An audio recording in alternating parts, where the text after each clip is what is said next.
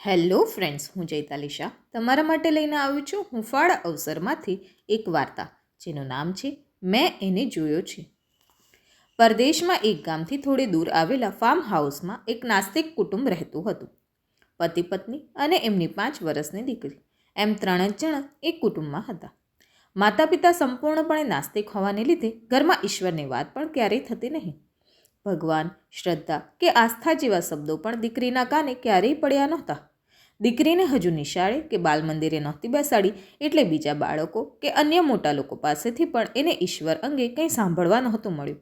અરે, એવું કંઈ હોય એવો પણ એને ખ્યાલ નહોતો. એક રાતે પેલા પતિ પત્ની વચ્ચે ખૂબ જ ઝઘડો થયો. નાનકડી વાતમાંથી શરૂ થયેલા એ ઝઘડાએ જોતજોતામાં વરવું સ્વરૂપ લઈ લીધું.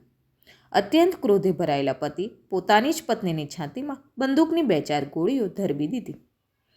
પછી પોતે પણ પોતાના માથામાં ગોળી મારીને મરી ગયો. એ લોકો ગામથી દૂર રહેતા હતા એટલે લોકોને આ ઘટનાની છેક સવારે ખબર પડી. ગામના બધાએ ભેગા થઈને નિર્ણય કર્યો અને પેલી બાળકીને ગામના ચર્ચને સોંપી દેવામાં આવી. બાળકીનો માસૂમ ચહેરો જોઈને ફાધર એકદમ દુઃખી થઈ ગયા. આકાશ સામે જોઈને એ મનોમન બોલી ઉઠ્યા કે હે ભગવાન, હે પ્રભુ ઈસુ, આવો તો તારો કેવો ન્યાય! આટલા નાના બાળકોથી તું આટલો બધો ખફા હો એ હું માની જ નથી શકતો. તારી છત્રછાયાથી તેમજ તારી કૃપાથી આવા ફૂલો શું કામ વંચિત રહી જતા હશે? એ જ સમયે ચર્ચમાં અન્ય નાનકડા બાળકો આવ્યા. એ બધાએ ફાધરનું અભિવાદન કર્યું. ફાધરે એ બાળકોને પેલી નાનકડી બાળકી સાથે ઊભા રાખી દીધા. પછી એ બધાની બાજુની દિવાલ પર દોરેલો ભગવાન ઈસુ ખ્રિસ્તનો ફોટો બતાવીને પૂછ્યું, ચાલો બાળકો, કહો જો આ કોણ છે? એ કોઈ જાણે છે? હા, હું જાણું છું, બીજું કોઈ જવાબ આપે એ પહેલાં પેલી બાળકી બોલી ઉઠી. ફાધરને નવાઈ લાગી.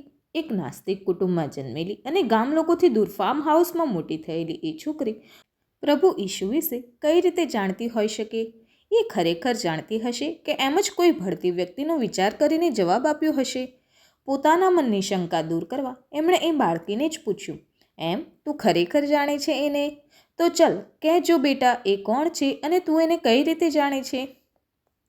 મારા પિતાએ મારી માને અને પોતાને ગોળી મારી ત્યારે આ માણસ મારી બાજુમાં આવીને ઊભો રહી ગયો હતો અને આખી રાત એ મારી જોડે જ મારો હાથ પકડીને બેઠો હતો, બાળકીએ જવાબ આપ્યો.